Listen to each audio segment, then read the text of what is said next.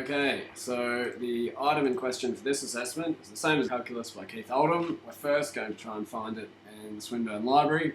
I'm just going to do a basic search here, the author's name and part of the title of the book. That should bring it up, hopefully.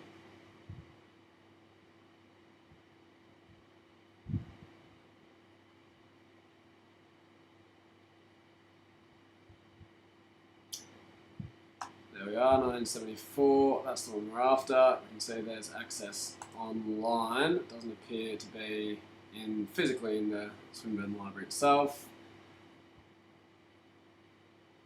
But we can see the full text is available online at eBook Central ProQuest.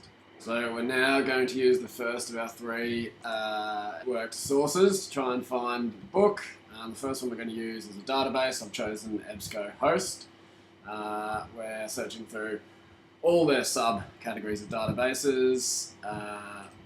So our first section there is author. We'll put in Keith Oldham. The next box we've chosen title. So again, just fractional calculus. Spelled correctly. Hit search.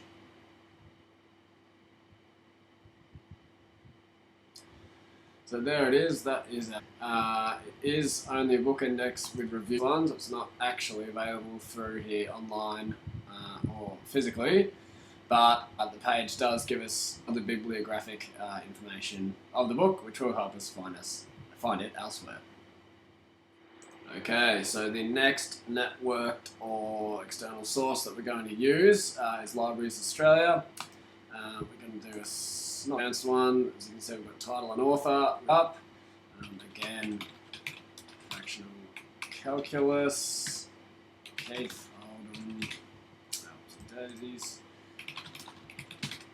And that should bring it up. So we can see we found it again here. If we click through to that, there's 3 holdings. Look down the bottom here, we can see that geographically RMIT is closest to us in terms of libraries that hold it. We can identify their NUC code there, which is VIT. So if we then jump over to the ILRS and search for VIT, it brings up all RMIT's information. So we've got our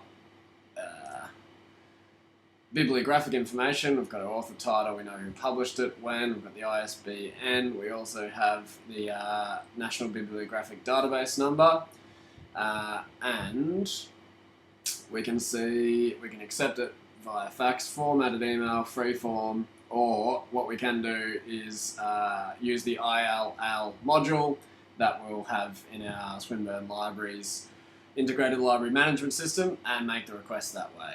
We can also see the type of material that they'll loan out, some monographs is included. We can see charges, all the pertinent information is there to pass on to the customer and make sure that we're making the right request and getting them the book in the manner they require. So our third source we're going to use to try and find the item is Trove. We're on the website here. We'll do an advanced search through books and libraries, criteria for us. So again, title, and the creator is Keith Oldham. Search for that, and that's brought it up there. We can see 5 editions right from 74 all the way up to 2006. We'll click on that.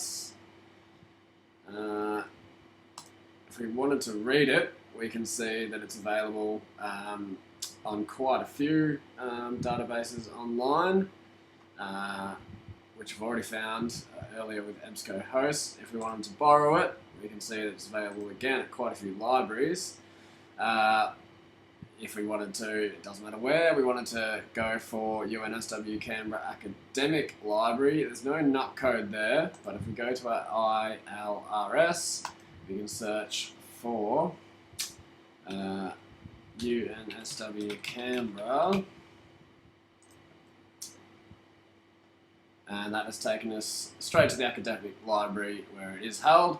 Again, just like with the earlier source, we have all the essential details, but we do have, of course, as before, all the bibliographic details of the book, so we can see what they've got for loan and copy. For loan, monographs are included, which is good. We've got all the charges, service levies, that sort of thing. Everything really we need to make the request. Requests accepted. We can see that again we can not, in this case, email or fax, freeform or formatted email. We will have to utilise the ILL module of our ILNS at Swinburne Library to make that request. So now, using two of our external and networked sources, we're going to look for any edition from 1987 of New Scientist. We're going to start with Trove. We're searching in books and libraries.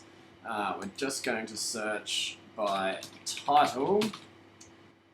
So New Scientist, but what we're also going to do is narrow down the range of years. So we can do that by going from and to just 1987. We'll search there.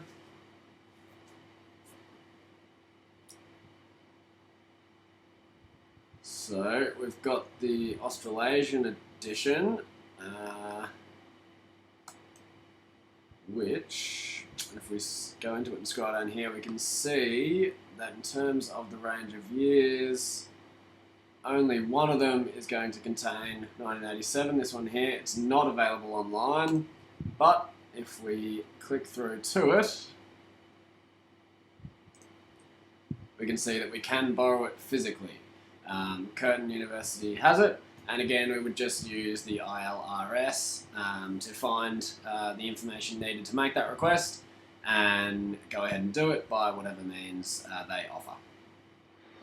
So now, using another of our external and networked sources, we're going to look for that 1987 New Scientist. We're going to use Libraries Australia this time. So I've selected journals for the type of text that we're after.